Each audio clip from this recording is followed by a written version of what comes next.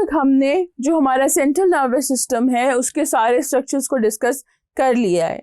अब जो हम जा रहे हैं थोड़ा सा पेरिफेरल नर्वस सिस्टम की तरफ। और पेरिफेरल नर्वस सिस्टम में जो दो मेजर सिस्टम्स आते हैं वो हैं somatic and autonomic nervous system.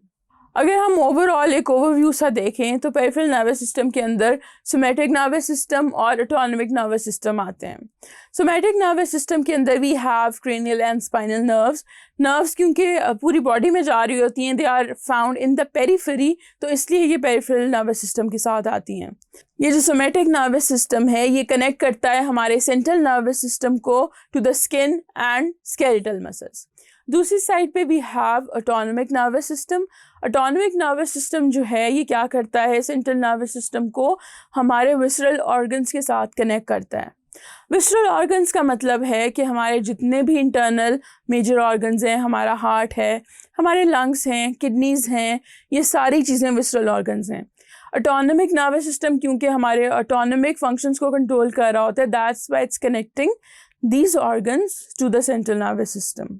अब ऑटोनोमिक नर्वस सिस्टम के अंदर हमारे पास फर्दर आगे सब डिविजन्स हैं। We have a sympathetic division and a parasympathetic division as well.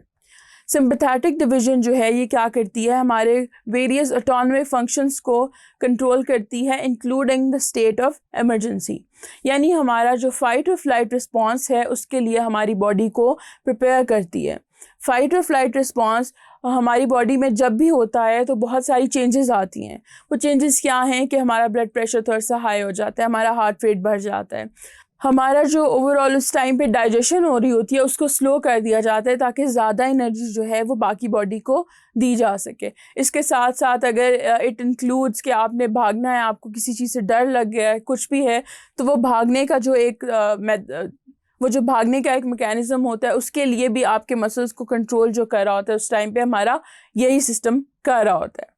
अब इसके पास जो है सिर्फ और सिर्फ स्पाइनल नर्व्स होती हैं। अब ये नर्व्स जो हैं ये कहाँ से अराइज होती हैं, ये बेसिकली हमारे फर्स्ट थोरेसिक सेगमेंट से लेके जो सेकंड लंबर सेगमेंट है वहाँ तक जाती हैं स्पाइनल कॉर्ड के। अब हमारा फर्स्ट जो थोरेसिक सेगमेंट है वो है T1, जो ग्रीन कलर में आप देख सकते हैं जो सेक्शन है दैट इज़ द थोरेसिक वर्टेब्राई, और T1 से शुरू होती है स्पाइनल कॉर्ड के साथ जितनी भी नर्व्स अटैच्ड हैं वो इस सिस्टम के अंडर आती हैं और ये एंड हो रही हैं हमारी L2 पे, that is blue in colour. L2 मतलब कि हमारा जो लंबार वर्टेब्राए हैं, सेकंड वर्टेब्रा, उसके उस तक जितनी भी नर्व्स हैं वो इस दरमियान में सेक्शन में वो हमारा सिंपैथेटिक डिवीजन के कंट्रोल में है। फिर हमारे पास हमारा पैरासिम्पैथेटिक नर्वस सिस्टम आ जाता है या पैरासिम्पैथेटिक डिवीजन आ जाती है। इसमें क्या होती हैं, कुछ क्रेनियल नर्व्स होती हैं, हमारी जो वेगस नर्व है वो आ जाती है together with nerves that arise from the sacral portion of the spinal cord from the form the parasympathetic division. Sacral portion कौन सा है कि जो आपके वर्टेब्राई का बिल्कुल एंड है, लास्ट वाले 4 to 5 फ्यूज्ड वर्टेब्राई होते हैं वो सैक्रल पोर्शन बनाते हैं। उसमें जो नर्व्स हैं वो हमारी पैरासिम्पैथेटिक डिवीजन के कंट्रोल में है।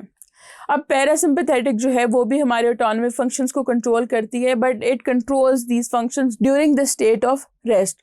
रेस्ट मतलब कि जब हमारा जो सिंपैथेटिक डिवीजन है वो हमारी बॉडी को फ़ाइट और फ्लाइट के लिए प्रिपेयर करती है। जब वो ख़तरा टल जाता है, फ़ाइट और फ्लाइट रिस्पॉन्स ने ख़त्म होना होता है, तो हमारी बॉडी को नॉर्मलाइज करने की ज़रूरत होती है। वो जो नॉर्मलाइज करना होता है हमारी बॉडी को वो हमारी पैरासिम्पैथेटिक डिवीजन कर रही होती है कि हमारा जो ब्रीदिंग रेट है उसको नॉर्मल कर देती है, हार्ट रेट को नॉर्मल कर देती है, डाइजेशन का प्रोसेस दोबारा से शुरू हो जाता है। तो ये जो सारी चेंजेस होती हैं ये हमारा पैरासिम्पैथेटिक डिवीजन बहुत अच्छे से परफॉर्म करता है।